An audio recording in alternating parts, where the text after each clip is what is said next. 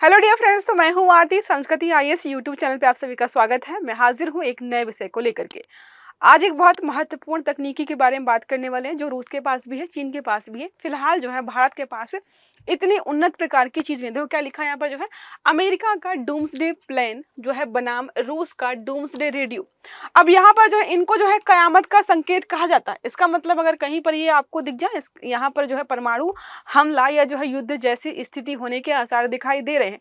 और अभी हाल फिलहाल में ये दोनों ही एक्टिव दिखाई दे रहे हैं। अब दिखाई क्यों दे रहे हैं, हमें ऑलरेडी पता है इजराइल और जो है ईरान का युद्ध चल रहा है, और दोनों ही देश अलग अलग पक्षों के साथ जो है अलग अलग पक्षों के साथ हैं। कोई जो है ईरान के सपोर्ट में है, कोई इजराइल के सपोर्ट में है। और जो है इसके पहले भी जो है रूस के द्वारा जो है एक अल्टीमेटम जारी किया गया था कि रूस और यूक्रेन का जो वॉर चल रहा है उसके बीच में अगर नाटो का कोई भी मेंबर आता है, खासकर अमेरिका की बात होती है कि बीच में कूदता है तो भाई वो हमला कर देगा। ये सारी चीज चली रही थी। इसके बीच जो है अगर इन दोनों की गश्त दिखाई दे रही है या दोनों एक्टिव दिखाई दे रहे हैं, इसका मतलब ये संकेत दे रहे हैं कि शायद कुछ बड़ा होने वाला है, शायद जो है खतरनाक प्रकार का यहाँ पर कोई युद्ध वगैरह होने वाला, जिसकी वजह से जो है ये चर्चा में बने हुए हैं। तो दोनों का कंपैरिजन देखेंगे कि दोनों की तकनीकी किस पर आधारित है, कैसे काम करती है, और खतरे की घंटी आखिरकार है क्यों, ऐसा क्या है इसमें। तो वो क्या लिखा है, जो है हाल ही में अमेरिका का doomsday plan E4B night watch जो है वॉशिंगटन के पास देखा गया है। ठीक है, देखा ही गया है, और देखते ही इसको जो है अपने आप में जो है टेंशन हो गई है लोगों को। क्यों? क्योंकि सबसे पहले इसको जो है शायद फर्स्ट वर्ल्ड वॉर के समय या सेकंड वर्ल्ड वॉर के समय देखा गया था। उसके बाद जब कोल्ड वॉर हो रहा था तब भी देखा गया था, और अभी जो वॉर जैसी स्थिति है तो अभी भी देखा जा रहा है। यह विमान क्या है, सामान्यतः केवल परमाणु युद्ध, वैश्विक आपातकाल या युद्ध जैसी आशंका वाले जब भी हालात होते हैं तब भी सक्रिय होता है। और अभी अगर ये सक्रिय है, इसका मतलब ये संदेश दे रहा है कि या तो जो है यहाँ पर आपातकाल लगेगा, या जो है विश्व युद्ध जैसी जो है यहाँ पर कोई घटना होने वाली है, या परमाणु युद्ध भी हो सकता है, जिसकी वजह से ये जो है एक्टिव। अब जो आप लोग इंस्टाग्राम पे बोलते रहते हो दुनिया खत्म होने वाली है, खत्म होने वाली है, ये दोनों अगर एक्टिव हो गए और इन्होंने हमले शुरू कर दिए तो दुनिया सच में खत्म हो जाएगी। इतना खतरनाक है यहाँ पर प्लेन जो है। देखो इसको सबसे काफी पहले जो 1911 आतंकी हमले के बाद सक्रिय हुआ था। इसी दौरान जो है रूस का जो है डूम्सडे रेडियो स्टेशन UBV-76 भी चर्चा में है, जिसे कोडेड जो है सैन्य संदेश भेजे जा रहे हैं। ये भी कुछ इसी प्रकार का है कि भाई ये दिखा, इसका मतलब जो है सब लग रहा है यहाँ पर जो है यही चीजें होने वाली हैं। अब दोनों देश हैं भाई, अगर अमेरिका एक्टिव होगा तो उसको काउंटर करने के लिए अगर कोई देश आएगा वो होगा रूस। चीन थोड़ा सा उसके बाद में आता वो भी है। वर्तमान में यह सब जो है ईरान इजराइल संघर्ष और मिडिल ईस्ट में बढ़ते तनाव के संदर्भ में देखा जा रहा है कि शायद ये दोनों अपने अपने पक्ष के साथ खड़े दिखाई देंगे, और ये मामला कितना खराब हो सकता है उसकी हमें यहाँ पर कोई उम्मीद नहीं। अब बात करते हैं इन दोनों की तकनीकियों की तुलना के बारे में। देखो अमेरिका का डूम्सडे प्लेन है और यहाँ पर रूस का डूम्सडे रेडियो है। हम कितना भी तकनीकी विकास कर लें, अगर कोई चीज जो है इंटरनेट से या जो है तकनीकी से जो है जुड़ी हुई है तो उसको हैक करना थोड़ा सा आसान है। लेकिन रूस देखो चालाक है, इसने रेडियो वेव्स के आधार पर बनाया है, और आज के समय में भी जो है रेडियो वेव्स को हैक करना, इनको जो है मतलब रोकना थोड़ा सा मुश्किल हो जाता है। तो देखो क्या लिखा, नाम क्या है, नाइट वॉच या फिर E-4B। अब जो रूस का है उसका है UVB-76 या द बजर, इन्होंने अपने नाम रखे। उद्देश्य है राष्ट्रपति और रक्षा नेतृत्व के लिए मोबाइल कमांड सेंटर बनाना, आपातकालीन सैन्य संचार प्रणाली के रूप में काम करता है। तकनीकी की बात करते हैं, एडवांस सैटेलाइट कम्युनिकेशन है EMP रेजिडेंट। देखो यहाँ पर जो है सैटेलाइट कम्युनिकेशन है, इसका मतलब अगर थोड़ी छेड़छाड़ की जाए तो इसको थोड़ा सा डिसबैलेंस करना या मैनेज करना या हैक करना थोड़ा आसान है। लेकिन ये हाई फ्रिक्वेंसी रेडियो और कोडेड मैसेज के रूप में काम करता है। रूस की या रसिया मतलब रूस वालों की तकनीकी थोड़ी सी अपने आप में अलग रहती है, उनको थोड़ा सा टैकल करना, मैनेज करना बहुत मुश्किल होता है। दायरा की बात करते हैं, वैश्विक रणनीति कमांड एंड कंट्रोल के रूप में है, बेहद दूर दराज और अज्ञात लोकेशन तक सिग्नल भेजने में सक्षम है। सक्रिय कब होता है, परमाणु खतरे या वैश्विक संकट के समय जो है, ये भी सिमिलर यहाँ पर है। अंतिम चर्चा में कब था, तो 9/11 के बाद जो है 2024-25 में अभी फिर से है सिमिलर। यहाँ पर जो है युद्ध यूक्रेन का युद्ध हो रहा था उस समय जो, और 2022-23 के समय भी जो है यह बार बार सक्रिय होता देखा गया था। अभी दोनों सक्रिय दिखाई दे रहे हैं, ये थोड़ा जो है अपने आप में समस्या है। अब बात करते हैं यहाँ पर जो अन्य पहलू को, टेक्नोलॉजी बनाम जो है पारंपरिक प्रणाली। हमने देखा जो है जो USA का है वो सैटेलाइट्स आधारित है, लेकिन जो कि रूस का है वो रेडियो वेव्स पर आधारित है। इसका मतलब ये है कि हम कितना भी तकनीकी विकास कर लें, लेकिन जो हमारा पारंपरिक ज्ञान है, पारंपरिक चीज़ें हैं, वो अभी भी ज़्यादा कारगर साबित हो रही हैं। ठीक है, देखो लिखा पुरानी तकनीकें भी युद्ध रणनीति में प्रासंगिक बनी हुई हैं अभी। कूटनीतिक संकेत के बारे में बात करते हैं तो डूम्सडे प्लान का सक्रिय होना महज अभ्यास नहीं बल्कि राजनीतिक संदेश हो सकता है। संदेश क्या है यहाँ पर है, we are ready if the line is crossed.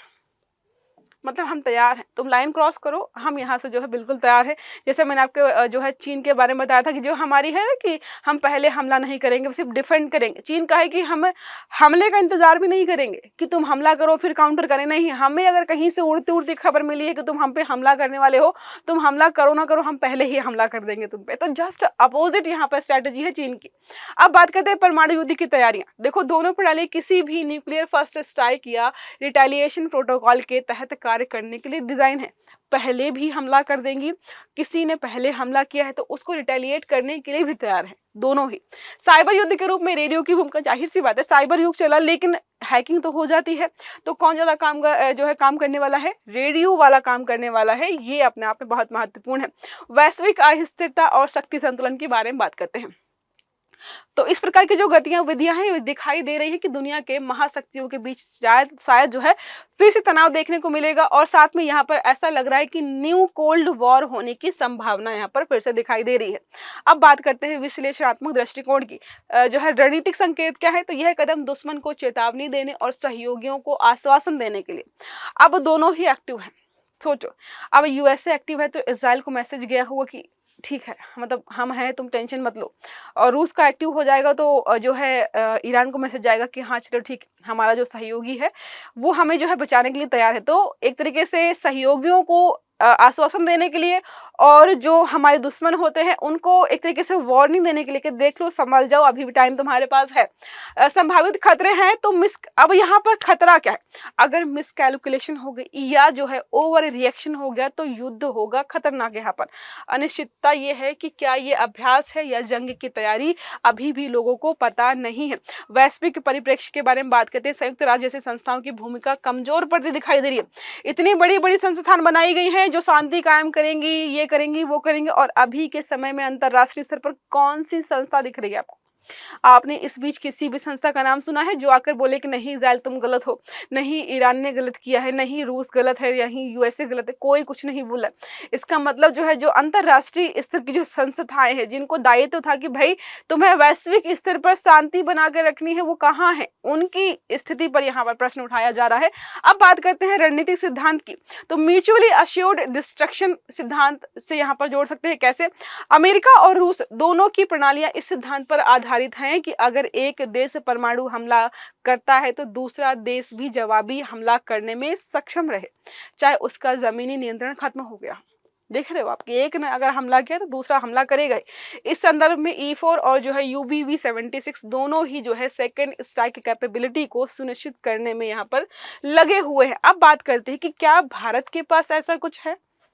तो देखो, अगर हम बात करते हैं तकनीकी स्तर पर तो बिल्कुल भी नहीं है हमारे पास इतना सक्षम। देखो लिखा भारत के पास अमेरिका के जो है E4B या रूस के जैसे पूरी तरीके से विकसित डूम्सडे एयरक्राफ्ट बिल्कुल भी नहीं है, परंतु कुछ यहाँ पर सीमित क्षमताओं के साथ हैं। जैसे हमारा है airborne warning and control system, और जो है यहाँ पर यहाँ पर शॉर्ट फॉर्म में इसको कह सकते हैं नेत्रा। तो दो यहाँ पर है हमारे पास, एक ये है और एक ये है। एयरक्राफ्ट है जो हवाई कमान और कंट्रोल में सहायक होते हैं, इसके अलावा जो है, लेकिन ये पूर्णतः परमाणु युद्ध के दौरान नेतृत्व को सुरक्षित रखने में सक्षम नहीं है, मतलब हमने अभी नहीं बनाया है। देखो लिखा है इसके अलावा ground based strategic command bunker जो है हमारे पास हैं, लेकिन जो है यहाँ पर बात करते हैं कहाँ पर है। देखो हम यहाँ पे ये पॉइंट याद रखिएगा, ground based strategic command bunkers कहाँ पर है? एक आंध्र प्रदेश में और मध्य प्रदेश में जो है यहाँ पर रखे गए हैं, ताकि कभी कोई समस्या हो तो उसको हम टैकल कर पाए। अब यहाँ पर बात यह है कि अगर नहीं है भाई तो करो, बनाओ, क्यों नहीं बना रहे हो? तो DRDO और इसरो को जो है यहाँ पर भूमिका ऐसे सिस्टम में क्या हो सकती है? कि भाई तुम दो बड़े बड़े संस्थान हो, तुमको बनाया ही इसीलिए गया है कि ऐसे क्षेत्रों पर लगातार काम करो और विकास करो इन चीज़ों का। तो पहले हम बात करते हैं डीआरडीओ के बारे में। तो ईएमपी जो है रेसिस्टेंस एयरक्राफ्ट डिजाइन कर सकता है, सक्षम है तो इसको बनाना चाहिए। सिक्योर कम्युनिकेशन इंक्रिप्शन टेक्नोलॉजी पर काम कर सकता है। C4ISR सिस्टम जो हमारा है इसमें योगदान दे सकता है। C4SIR का जो है फुल फॉर्म यहाँ पर है कमांड कंट्रोल कम्युनिकेशन कंप्यूटर, ये सारा आपने ऑलरेडी पढ़ रखा होगा। अब बात करते हैं डीआरडीओ से, चलो ये उम्मीदें हमें हैं। इसरो से भी कुछ उम्मीदें हैं कि भाई सैटेलाइट कम्युनिकेशन लिंक सपोर्ट बना दो, विशेष जीसैट सैटेलाइट से सुरक्षित नेटवर्क बना दो, नेविगेशन और ट्रैकिंग जो है सिस्टम जो है ये सारा जो है यहाँ पर हम कर सकते हैं। अब बात करते हैं जो SFC है उसको जो है मोबाइल एयरबॉर्न सिस्टम से लैस करने की जरूरत है कि नहीं? हाँ बिल्कुल भी है, बिल्कुल है। क्यों है कि भाई चीन के पास भी तकनीकी है और पाकिस्तान के पास भी इस प्रकार की चीजें हैं। देखो लिखा है चीन के पास मोबाइल बंकर और रोड मोबाइल जो है ICBM सिस्टम है, पाकिस्तान के पास भी जो है टैक्टिकल न्यूक्लियर वेपन्स और जो है शॉर्ट रेंज डिलीवरी सिस्टम मौजूद है। तो इसलिए हमारे पास भले ही हमारा हो कि भाई हम नो फर्स्ट यूज पॉलिसी को फॉलो करते हैं, लेकिन अगर वहां से जो है हमला किया गया, आपको रिटेलिएट करने के लिए कुछ तो करना होगा। तो यहाँ पर बोला जा रहा है कि सेकेंड स्ट्राइक अगर आप कर रहे हो तो उसको मजबूत रखो। मतलब जो है अगर आप किसी को बोलते हो कि नहीं भाई मैं थप्पड़ नहीं मारता हूं पहले किसी को, लेकिन आपका नियम ये है कि आपको कोई थप्पड़ मारेगा तो आप उसको थप्पड़ जरूर मारोगे, तो ये मेक श्योर करना है आपको कि अगर आप इनिशिएट नहीं कर रहे हो, आप जवाब दे रहे हो, तो जवाब इतना मतलब जो है अगर आप ये है कि आप थप्पड़ खाने के बाद थप्पड़ मारने वाले हो तो आपको इतना तेज मारना है कि सामने वाला जो है समझ जाए कि भाई इसके आगे चीज़ों को नहीं ले आना है। तो बोला जा रहा है कि भाई अगर आपका यही है कि आप जो है सेकेंड स्ट्राइक करते हो तो उसको आपको मजबूत करने की आवश्यकता है। अब यहाँ पर बात करते हैं डूम्सडे संकेतों का जो है जियोपॉलिटिकल जो है मैसेजिंग क्या है। तो यह महज सैन्य तैनाती नहीं है बल्कि एक साफ रणनीतिक संदेश है। पहला, ईरान इजराइल युद्ध जो हो रहा है, अमेरिका यह संदेश देता है कि वह मध्य पूर्व में पूर्ण सैन्य सहायता के लिए तैयार है। ये तो हमेशा तैयार रहता है क्योंकि भाई पैसे मिलेंगे खूब। यूक्रेन युद्ध के बारे में बात करते हैं। रूस ने संकेत दिया था कि नाटो को सीमा लांघने की स्थिति पर परमाणु प्रतिक्रिया झेलनी पड़ेगी। चीन ताइवान के बारे में बात करते हैं तो अमेरिका जो है E4B जैसी रणनीतियों के माध्यम से बोलता है कि वो जो है इंडो पैसिफिक एरिया पे भी एक्टिव होने के लिए तैयार हर जगह है। अगर किसी को कूदना है, अपने हथियार बेचने हैं, मार्केटिंग अपने हथियारों की करनी है, तो वो होता है कौन?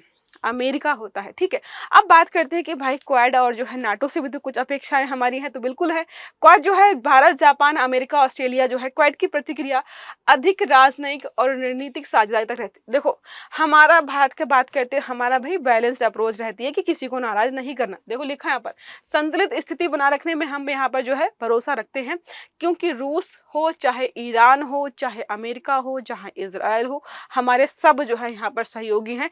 हमको किसी के साथ रिश्ते जो है खराब नहीं करने हैं। अमेरिका और जापान इन संकेतों को जो है चीन के लिए चेतावनी के तौर पर यहाँ पर उपयोग कर सकते हैं। अब बात करते हैं नाटो की। नाटो का नाम लिया था रूस ने, तो उसको भी हम देख लेते हैं।